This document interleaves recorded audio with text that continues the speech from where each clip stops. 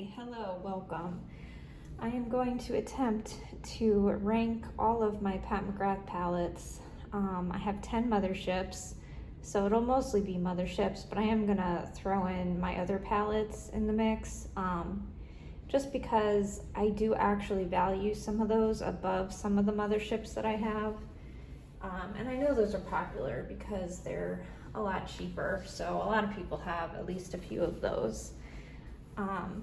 So one thing is I'm just hoping that my setup here doesn't crash and burn. I tried to make it so the lighting was bright enough that you could see everything, but not too bright that it changes the color of things. I have all my palettes off to the side. I did a bunch of deep cleaning before completing the setup, so my hands look kind of terrible, which is something I definitely didn't take into account. But I live and learn. That's what this entire channel is about, living and learning. So anyway, without further ado, I will just jump in and say that my #1 most beloved palette is Mothership 6. That's because it's my first. I'm definitely biased. This was my first ever Pat McGrath palette, and it's the most used, as you can see. And I just absolutely adore this palette. There are colors in here that I won't touch, you know, unfortunately. I think most of my motherships are like that. These two, you know, this gold, I don't love gold on me. Orange is not a color I gravitate to a lot. But I'd say everything else here I really can use. I don't use the purple a ton, but one thing I love about this palette is how deep this shade gets. Because, you know, even though they're very pigmented palettes, they don't all contain super darkening shades, and I really like that for the outer corner. I'm very into contouring my eyes, and I like, if a palette is going to be an everyday palette for me, it's got to have a super dark and a super light. That's just how it is. So I would say the other thing I love about this palette is the special shade here. That's just my favorite. I mean, they mostly contain special shades like that. And I know, like, this one compared to Divine Rose 1, for example, they're similar for sure. But at the end of the day, this is just my go-to, you know. I didn't do my own makeup for my wedding, but if I did, I was gonna use this just as a topper, because it's just stunning. It's my favorite. If I could only pick one shadow to be my favorite of all time, for, you know, not that I could use it alone necessarily, but that I just could never dupe, it would be this one, hands down. So that's why Mothership #6 is #1 in my heart. All right. #2, I'm gonna go ahead and say it, you know, this little guy, this came out last holiday. I didn't expect to like it, because it doesn't have it doesn't have any special shades. This formula is just okay. It's a little too creamy for my preference, but for some reason this mauve, like, it's very flattering. Whenever I use this little palette, I'm always really impressed with the look that I come out with. So if I were to say my second most used, you know, most used in my opinion, for me, means most loved. I'm not doing this for any other reason than creating looks that I want to come back to. So this palette, you know, even though it's small, the formulas are not my favorite. It's my second most used. All right, #3, Mothership 1. I just got this recently. I did buy this used. I got it off Macari when Monica Bell from Instagram, well, I know her from Instagram, when she did her big declutter. I despise how the company treated her. You know, when she exposed them or whatever for putting stickers on their the Star Wars packaging debacle. I thought it was gross how the company's social media team handles that and bad feedback. I mean, they block people. They're notorious for being not great. But I struggle to boycott the brand because of that, only because it doesn't really meet my criteria. I understand why she did it, and I don't know. It's a tough one. It definitely makes me buy less, I'll say that, because I don't like how the company's being run, but I also feel like Pat McGrath is sort of hands off at this point. So that's why that's probably the biggest reason I'm not purchasing from them. But anyway, when that all happened, she put her stuff for sale, which I completely understand. I would have probably done the same thing. And I bought as many palettes from her as I could.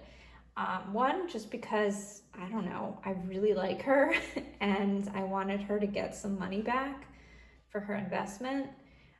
So I paid, you know, asking price for every single thing, and I bought as many items as weren't sold out. You know, I tried to get there as soon as the store opened, and I think I got 3 or 4 pallets. That was all I was able to grab. But anyway, the simple reason, I love the cool tones here, but also this gold.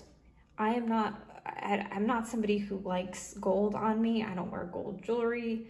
I just don't find it flattering. But this specific color of gold, I mean,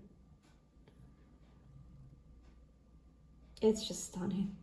I can't start swatching because I'll want to swatch everything. But this color just blows my mind.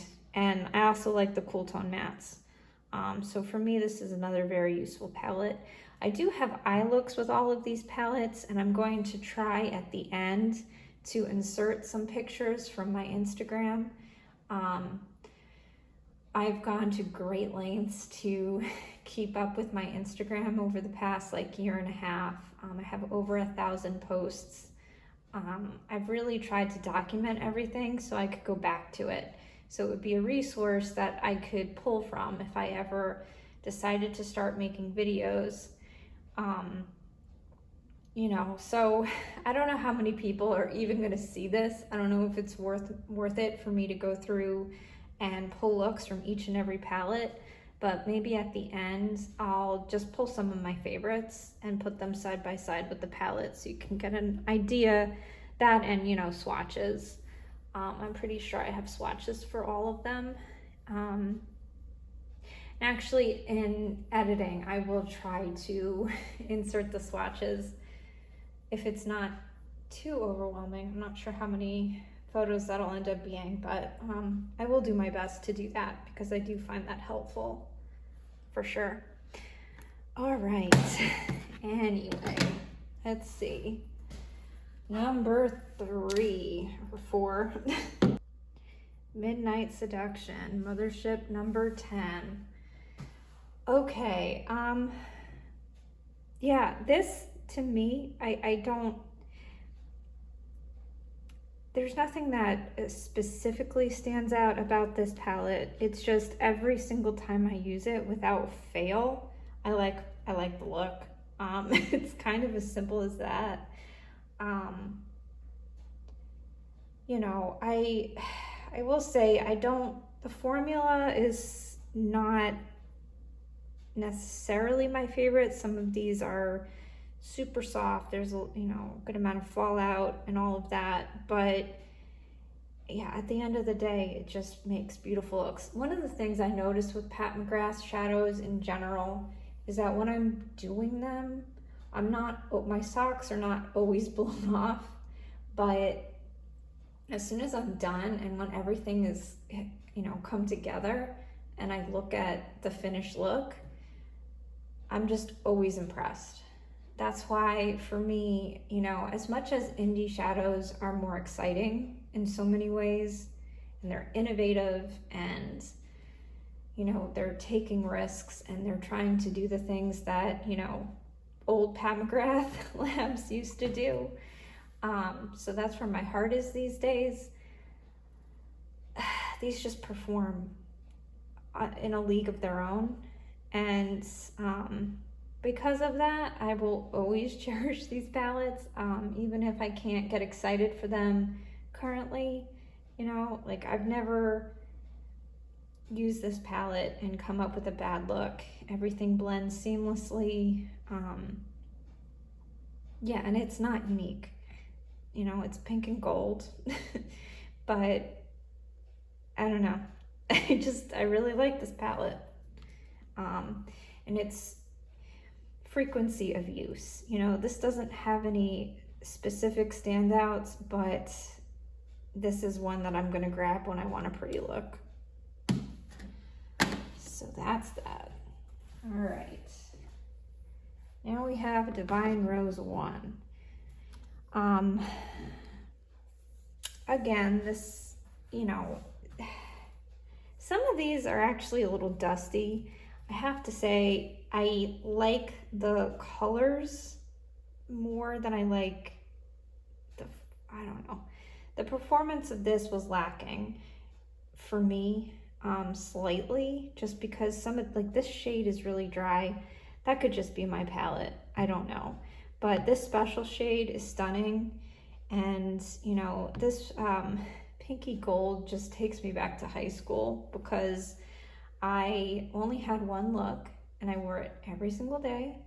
And I did a black outer corner with a pink with a gold reflect all over the lid.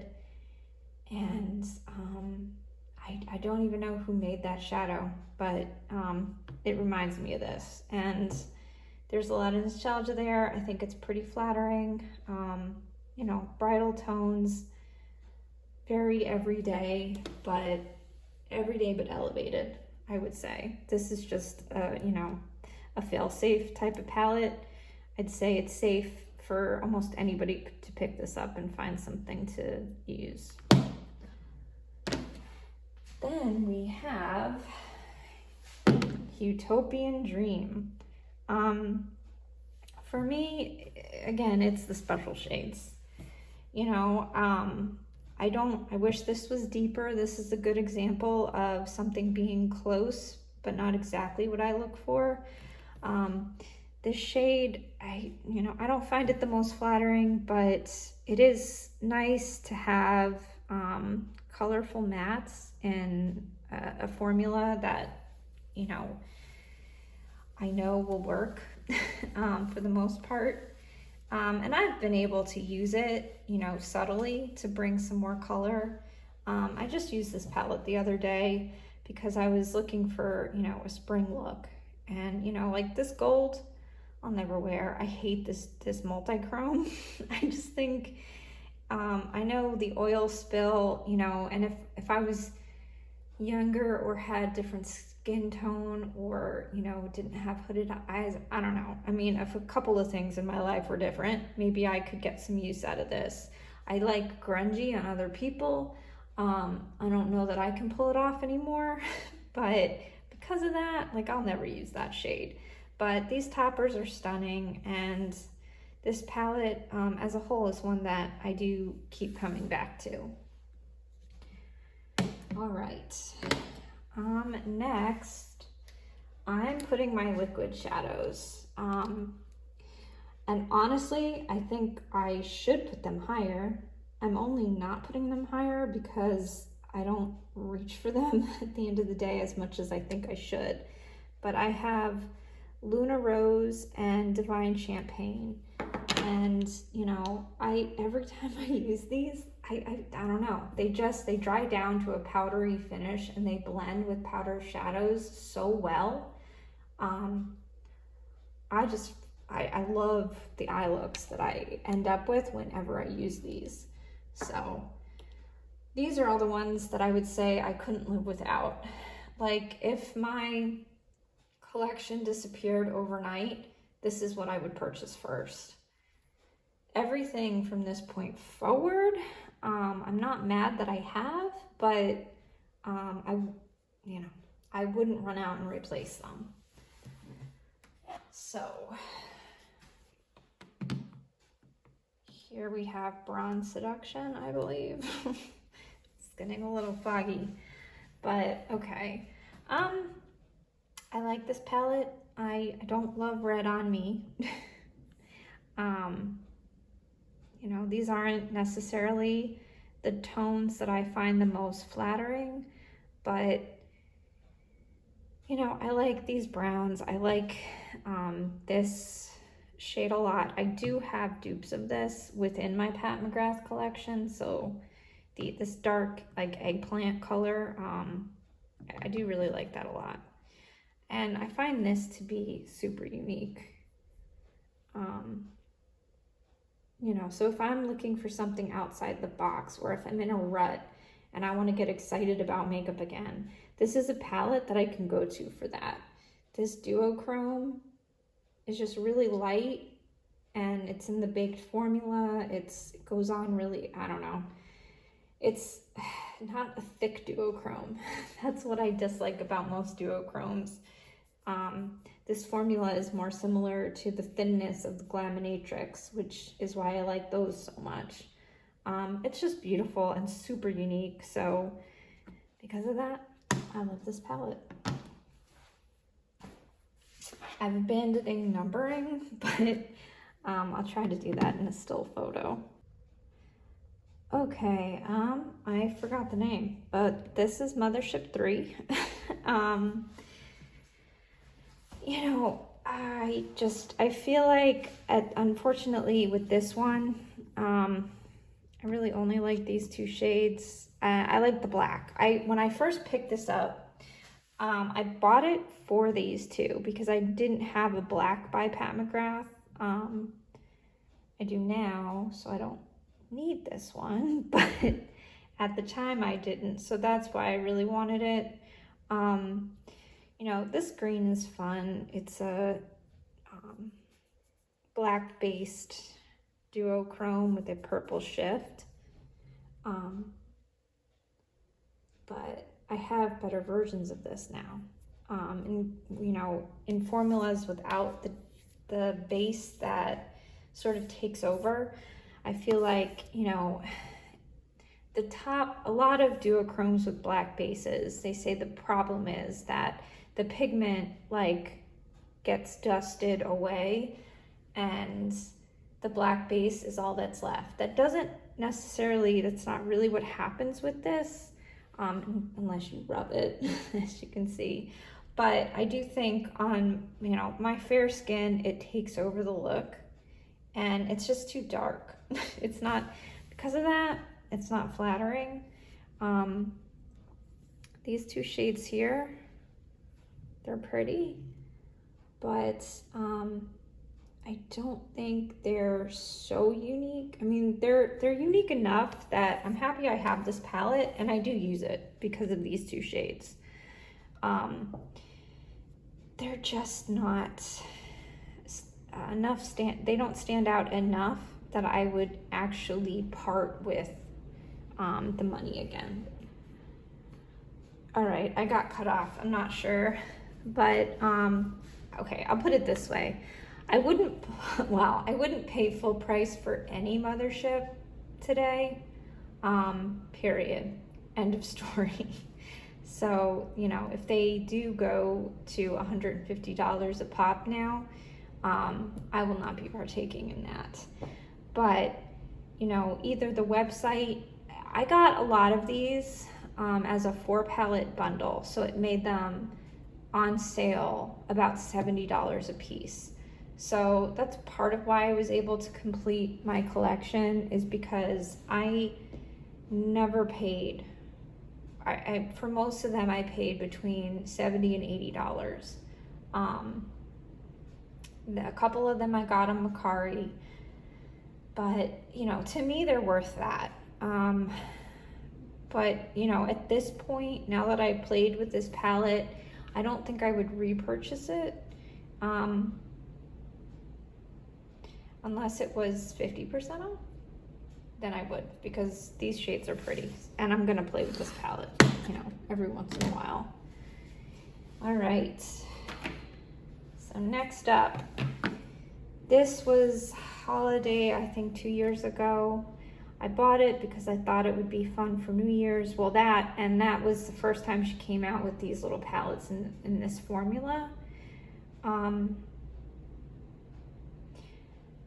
And I don't like silver on me. I know I say I don't like gold and silver. I like champagne.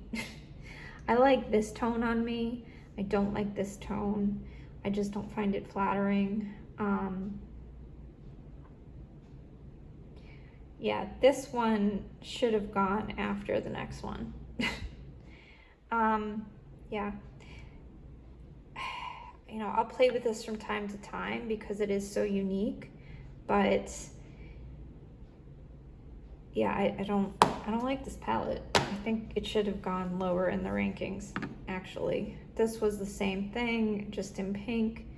This one is more usable. It's more useful to me because it's more flattering colors, but at the end of the day, I don't love these formulas. I think I ranked them as high as I did because of usability, but they could have gone much lower in all reality.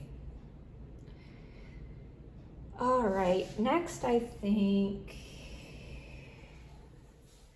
was this Fire Rose? Fire Opal, I think.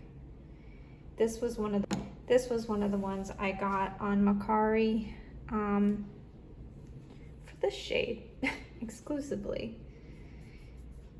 You know, I got a good deal on this, so because of that, I'm happy to have it. This is a fun shade, but at the end of the day, if this were to disappear, sadly, I would not miss it. I hate to say that because these are all usable, but I'm not really gonna wanna use them on their own.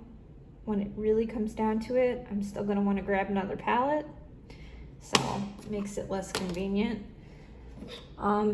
This quad is all shimmers, but this pink is very pretty. It's very pretty, but it's not unique. Again, I think I ranked this as high as I did because it's a great way to get to test out her formulas without a big investment.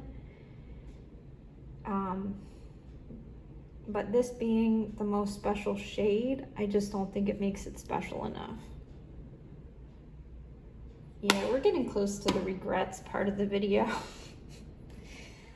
All right, this one. So, what I like about this palette is I like the colors chosen. I don't like the formula. I think it's super dry, or the mattes are dry. Some of the shimmers are dry. And because of that, they're not fun to use. And I think because they're so not fun to use, I don't ever grab for this palette. However, if the quality was better, I do really like the colors. Like, I love this brown to pink shift. I love this green, that green shade, super unique. I like the colors chosen for this. So, you know, I reach for it every now and then. I try to mostly pair it with, there's enough mattes in here that you shouldn't need another palette. But I do because I don't like the formula. So if I'm reaching for it, it's for one of the more unique colors, the blue, the green, whatever. But yeah, I think unless you have a really small collection and you are in need of colors like this, I couldn't recommend it. Just didn't work out as good as it looked. And we have Divine Rose 2. I just don't find this flattering. That's the reason I never use it. There are definitely some safe shades in here. You know, this quad over here, this shade is very pretty, you know, this is probably my favorite shade in this whole palette. But I don't need this whole palette for this shade that isn't that unique. So that's why it's all the way down here. I guess next would be this one. This was the other palette that I got from this past holiday. A lot of people love this palette because it is so unique. These are colors that we don't have from Pat, and it's a unique combination, like the blue and the purple, and somehow it doesn't look like a bruise. The formula is okay. It's very creamy, so it's in that same creamy formula. If the holiday, the big palette was in this formula, that would have been much better. Because this is not her special shade formula, but it's good enough that it's very usable. It's, you know, everyday friendly. But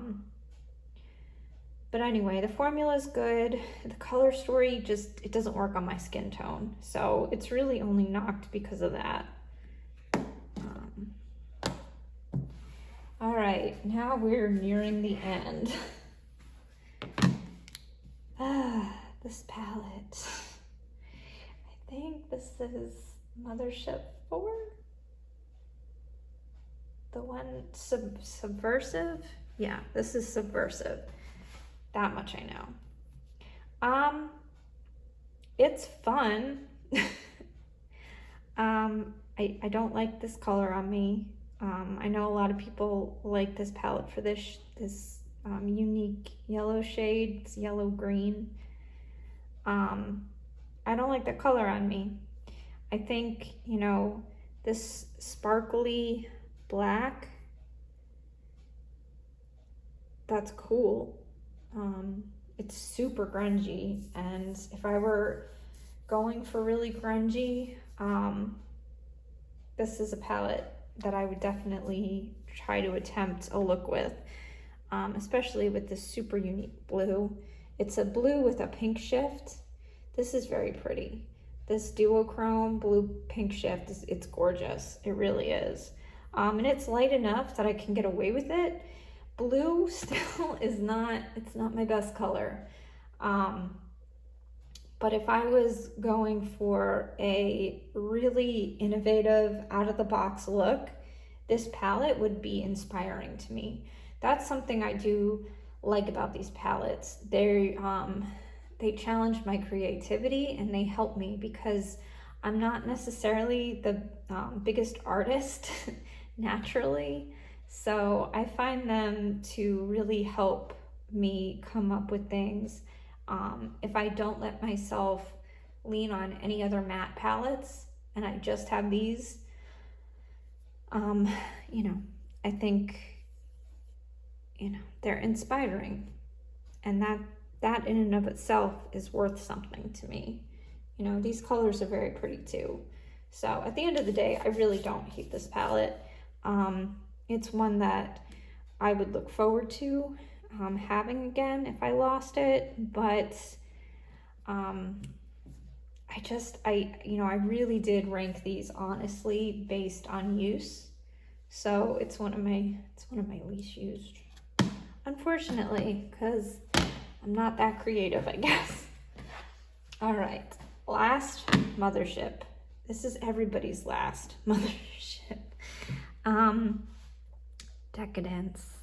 These are jewel tones, no special shades, no, I don't think there's any duochromes in here either. None of the big special, you know, foil shades. These are just jewel tones, and I don't like them. I don't know. I think I really just bought this because I have OCD, I'm a completionist, and it was the last one I didn't have for a reason, but whatever. I figured, you know, there seemed to be enough shades in here that I could attempt to use at the very least, that I just decided to give it a try. And I did try, and I came to the conclusion that I don't like how any of them look. You know, if like you had a gun to my head, I could come up with something. But for the most part, these aren't really my tones. That's just the simple reality. Then we have this that got smashed and trashed. This is a fun little quad. But this blue, I guess this is the same blue as in that other palette. Both of these are from Motherships. This was in the palette that the Decadence palette. And this was in Subversive. So these are all dupes. This is just unnecessary. I got it because it was on sale. All right. Then we have this little guy. I guess I could have put it a little bit higher up. I bought it for travel, and then I traveled and I brought it with me, and then I never used it. So, yeah, I guess I wanted to see how the formulas worked. Look, I should have used it more. It's a great little travel palette. There's no special shades though, and I think when it comes down to it, I'm just always gonna want more sparkle than this has to offer. That's just where I am. So I'm gonna reach for a Natasha Denona mini that contains more sparkle than this, and I'm just gonna reach for that every time. So that's why that's gonna get passed up. All right, almost done. Here we have the Chromolux. This was from the Star Wars collection. The reason this is here, these are, you know, I have two of them, they're both here, is I just don't use them. You know, the formula is nothing special. It's just, I have this shade 3 times over now from Pat McGrath, and I just don't need it again. So, you know, it's not terrible. And if you don't have the collection that I have, they're not bad. But, you know, the champagne one from last year, you know, there's nothing bad about that. Like, it's beautiful. The problem is I have it from her already, and I'm not going to reach for a single from Pat McGrath because that's not how I use her shadows generally. You know, so that was just kind of a silly purchase on my behalf.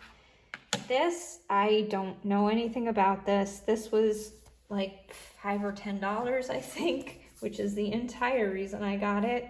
It reminds me a lot of the jewel tones from Subversive or from Decadence. And they're not flattering shades for me. So that is it. I hope I made this somewhat interesting.